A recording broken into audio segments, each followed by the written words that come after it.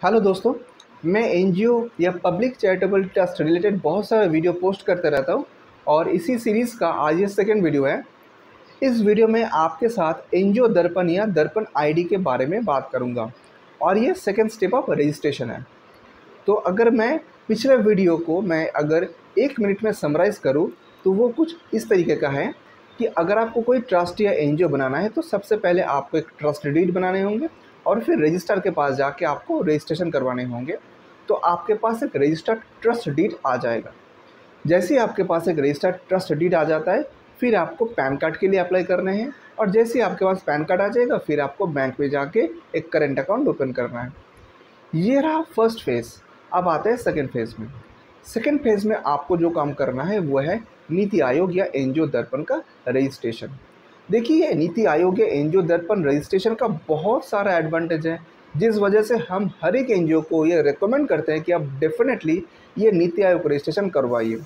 तो मैं एक के बाद एक एडवांटेज आपके साथ शेयर करने जा रहा हूँ। देखिए, सबसे पहला जो एडवांटेज है कि जैसे आपका यहाँ से रजिस्ट्रेशन हो जाता है तो आपको एक आईडी मिल जाएगा जिसको हम लोग कहते हैं दर्पण आईडी। ये दर्पण आईडी से क्या होंगे?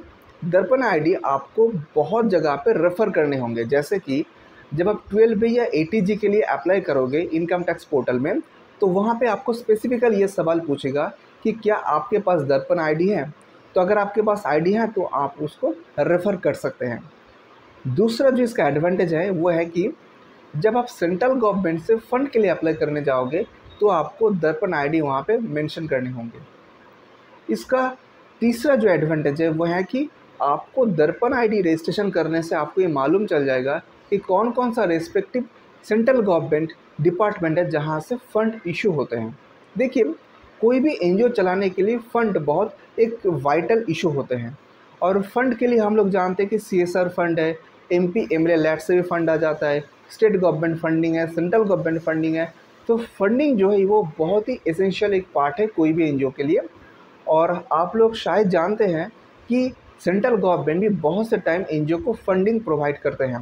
तो अगर आप कोई सेंट्रल गवर्नमेंट डिपार्टमेंट से फ़ंड के लिए अप्लाई करने चाहते हो तो आपको वहाँ पे नीति आयोग रजिस्ट्रेशन का जो नंबर है वो नंबर वहाँ पे देने होंगे और वाया एनजीओ दर्पण ही आपको अप्लाई करने होंगे।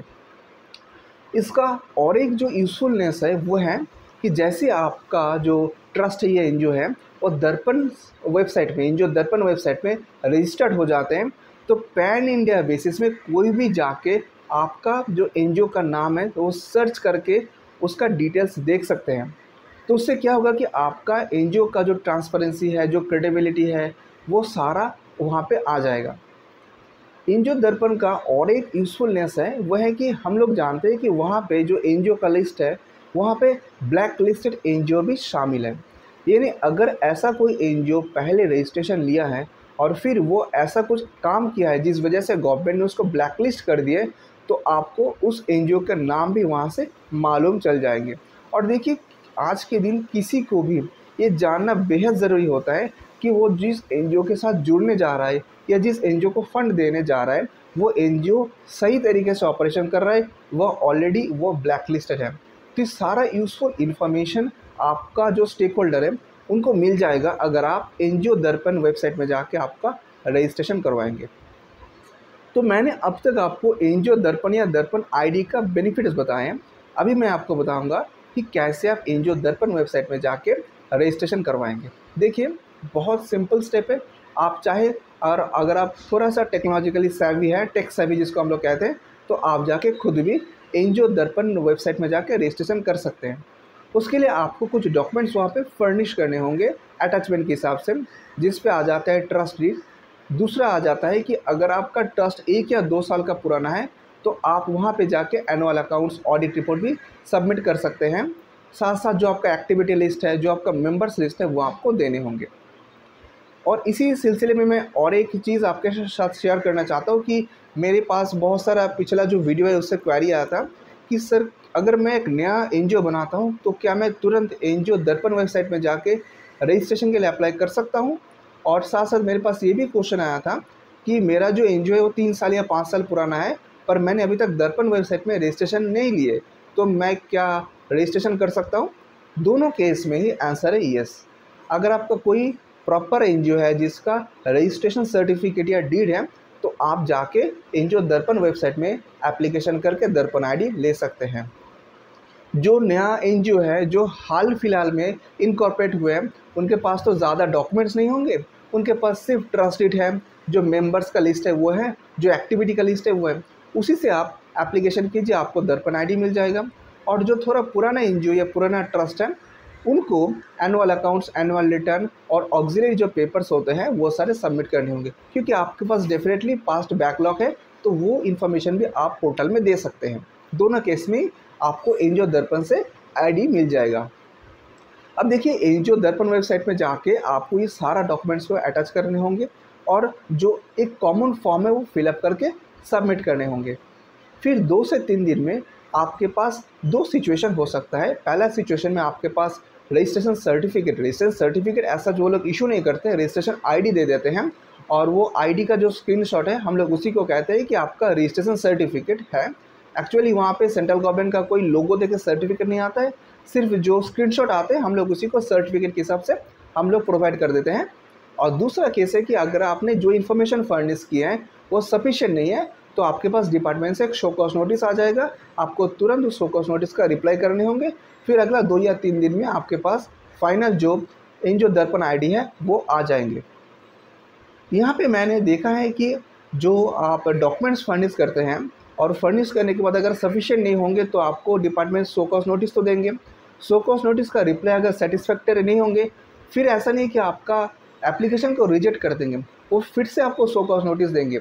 ऐसे 2 या 3 बार आपको शो कॉज नोटिस दे के आपसे प्रॉपर इन्फॉर्मेशन मांगेंगे।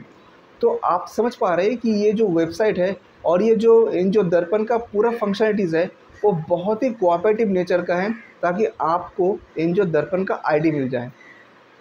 दोस्तों, मैं इस वीडियो में और ज़्यादा कुछ नहीं बताऊंगा क्योंकि ये वीडियो बहुत ही लंबा हो जाएगा।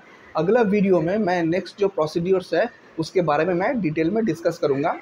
पर वीडियो ख़त्म करने से पहले मुझे आपसे कुछ रिक्वेस्ट करना है। वो है कि सबसे पहला रिक्वेस्ट कि आप इस चैनल को सब्सक्राइब कर लीजिए, क्योंकि इसी चैनल में आपको एनजीओ रिलेटेड एक के बाद एक सारा इन्फॉर्मेशन क्रोनोलॉजिकली, सिक्वेंसिकली मिलते रहेंगे, जो आपको एनजीओ बनाना और एनजीओ चलाना दोनों काम में हेल्प करेंगे। और एक चीज़ मैं आपको बताना चाहूँगा, वो है कि अगर आपको इस रिलेटेड कोई भी क्वेरी है तो कमेंट बॉक्स में कमेंट करके मुझसे पूछ सकते हैं। मेरा लीजर टाइम में मैं डेफिनेटली चाहूँगा कि मैं उसका जो रिस्पेक्टिव आंसर है आपको प्रोवाइड करूँ। और वीडियो ख़त्म करने से पहले मैं एक डिस्क्लेमर देना चाहता हूँ। देखिए, मेरा ये जो चैनल है, चैनल में मैं बहुत सारा वीडियो पोस्ट करता रहा, तो सिर्फ इसी मकसद के लिए कि जो एनजीओ है या जो दूसरा स्टेक होल्डर्स है वो उसको प्रॉपर गाइडेंस या प्रॉपर नॉलेज मिले। मेरा यहाँ पे कोई फाइनेंशियल इंटरेस्ट नहीं है, पर हाँ, अगर आप मेरा वीडियो देख के इन्फ्लुएंस हो जाते हैं और आप मुझसे प्रोफेशनल सर्विस एक्सपेक्ट कर रहे हैं, तो उस केस में आपको हमको या दूसरा जो कंसल्टेंट है उनको प्रोफेशनल फीस देने होंगे। तो इस चीज़ को कभी भी आप ऐसा मत कंस्टिट्यूट कीजिए कि मैं प्रमोशन के लिए वीडियो बना रहा हूँ। डेफिनेटली ऐसा नहीं है। हम लोग आपको प्रॉपर गाइडेंस देने के लिए वीडियो बनाते हैं, पर जो सर्विस पोर्शन है वो सेकेंडरी इशू हो जाता है। आई होप कि आप मेरे चैनल को ऑलरेडी सब्सक्राइब कर चुके होंगे, और मेरा रिक्वेस्ट है कि आप इस वीडियो को प्लीज़ एक बार लाइक कर लीजिए। आज के लिए इतना ही, बहुत जल्द मिलेंगे अगला वीडियो लेकर। Thanks for watching the video.